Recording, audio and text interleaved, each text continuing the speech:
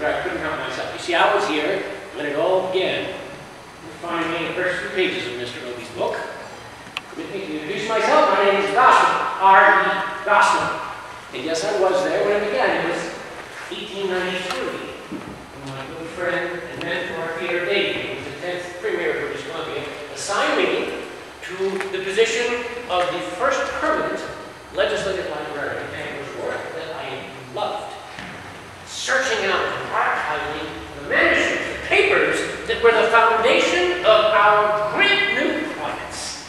Oh my goodness, I remember early on in my tenure, I came upon a great heaping pile of newspapers and blue books in a side hallway that had been cast aside like so much rubbish, and with a pitchfork and a wheelbarrow, no less, I went through that pile and I found inside the original journals of the Vancouver Island Legislature, penned in the hand of the Honorable J.S. Humpkin himself.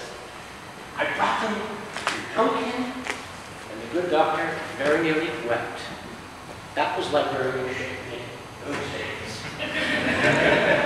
I started a advertising campaign. I put out advertisements in the newspapers asking for reminiscences of the early pioneer times, photographs and books, old letters, journals, newspapers, charts, maps, what have you, sketches.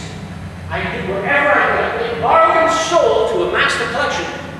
I had my eye on the personal library of the Honorable Lord Gosnell, who was then in his dotage. When he died, he was the largest private collection anywhere in the region. When he died, I bought that entire library at auction for $90. I suppose I could go on and on about my many accomplishments, but if you will permit me a joke at my own expense, I suspect that possibly my greatest contribution to the legacy of British Columbia Libraries was that I was fired from my job once or twice. When the new Premier was swept into office, the winds of change, quite unceremoniously and justifiably pushed me out. However, I had displayed a certain amount of perspicacity. I had taken it upon myself to hire an assistant, a exceedingly bright young man who shared my zeal for history and for archives. When I was dismissed, the job finally began. The young man was 18 years old when I hired him. His name was Ethelbert Olaf Stuart Schofield. Bit of a mouthful, yes.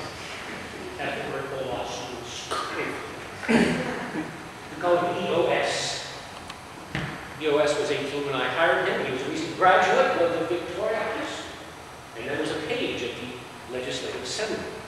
He was 23 when he assumed position at the library. And for the next 20 years, he added over 100,000 books to the collection. He provided the foundation for the Legislative Library, and he led the way for the expansion of the library throughout the province. Now, perhaps what his first capacity that the U.S. ever showed was in 1910, when he had a good insight to hire Miss Helen Gordon Stewart to be the librarian of Victoria. Now, Dr. Stewart, she later got her PhD from Columbia. Dr. Stewart, as many of you know, was not so much a librarian as she was a force of nature. It would be impossible to overstate the impact that Helen Gordon Stewart had on Victoria, British Columbia library systems, and indeed elsewhere in the world. It was she, well, who looked forward to the future. EOS and I looked back to the past. She looked forward to the future. She was the one who introduced Melville Dewey's decimal system. It was she who, as an indefatigable champion of children, ensured that we would have a children's library here when no one else in Canada had even considered the idea. And it was she who introduced the idea that we should bring technology to the libraries. Oh, yes. We had technology. We had the telephone. We had the postal service. Why should not patrons be able to ring up the library or post a letter to the library, pose their questions, and save the trouble of trudging down in person through the assessment?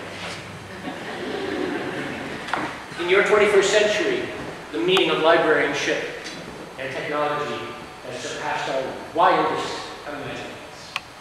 But I feel certain that Helen were here today, She would encourage you to continue to find new ways to bring technology and whatever that's at your disposal to make the libraries more accessible, more useful, and more vital to all people of British Columbia. Helen used to love to quote the line from the author Christopher Morley in his marvelous book, Parnassus on Wheels.